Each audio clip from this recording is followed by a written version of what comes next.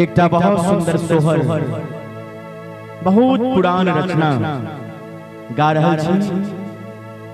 हर नारी के एकटा अभिलाषा होय छै, तहिना जनक नंदिनी माता जानकी जी के एकटा अभिलाषा रहे। की रहे अभिलाषा?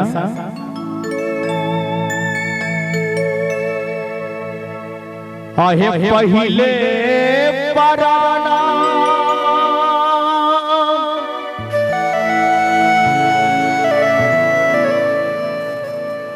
सिया जगधाना लेना है से हो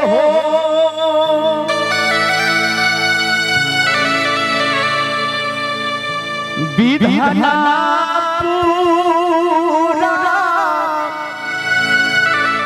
कैले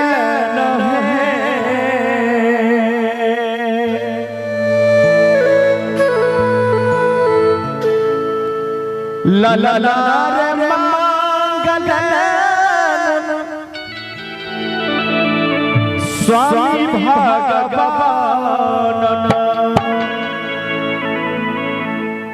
देवर रघुवाला छम मंगल है। ललना मांगी ले स्वामी स्वामी भगवान नहे देवाना बबुआ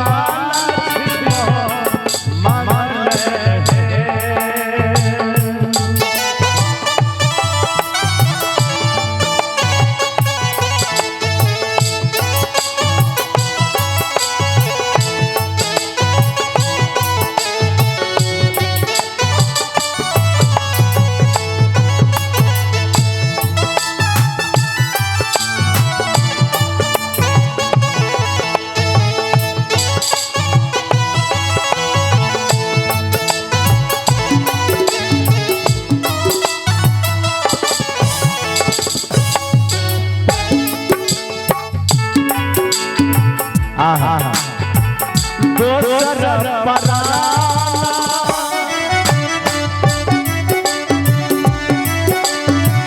सिया जगधाना लेना है से हो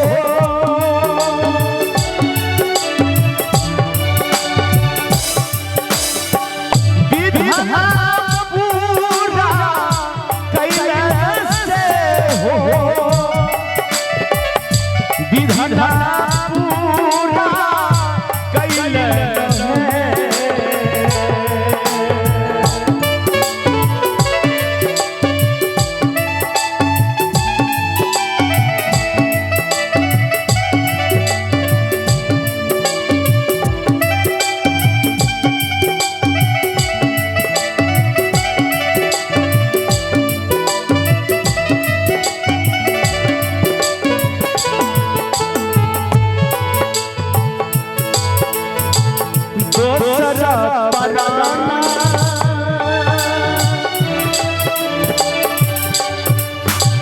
सिया जगधाना लेना है से हो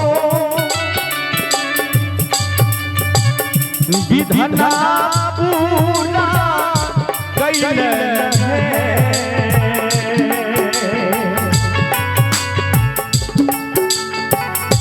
ललला मांगी ले ससुर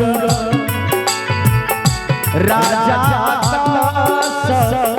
रहे सासु मैया के कल्याण मंगल है। ललला मांगी ले ससुर राजा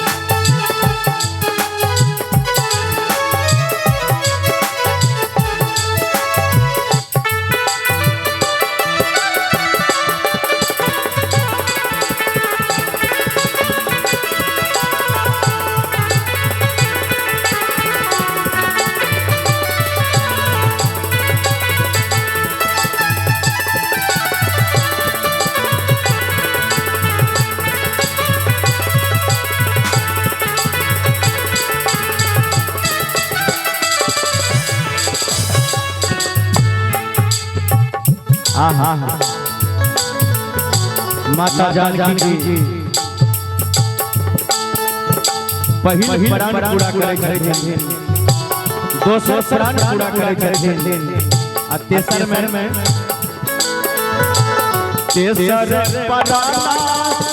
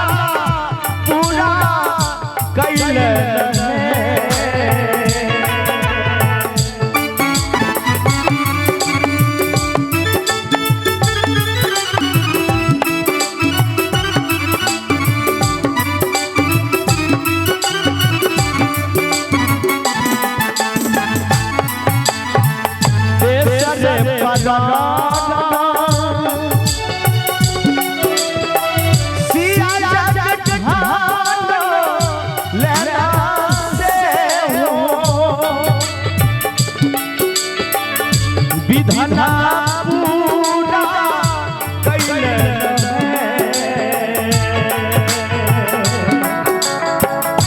ललना ले सासुर ललना ले नैहर जना पूरा सासुर अयोध्या ले रहे ललना ले नैहर जना पूरा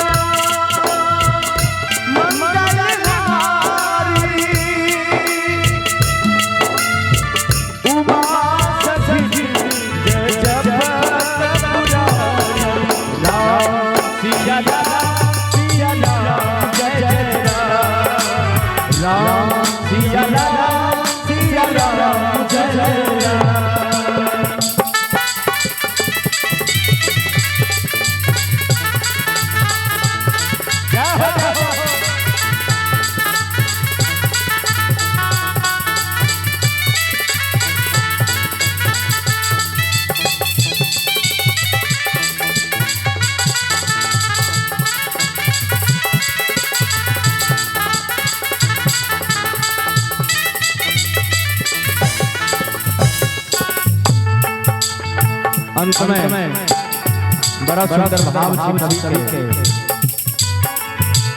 शंभु यादव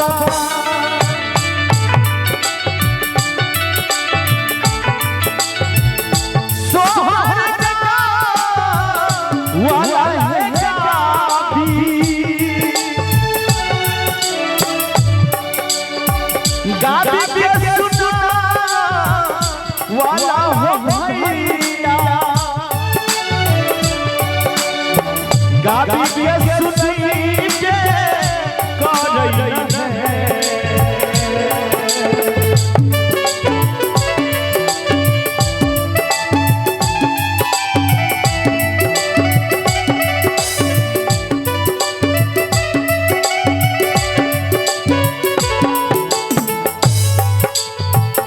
शंभु यादव सोहर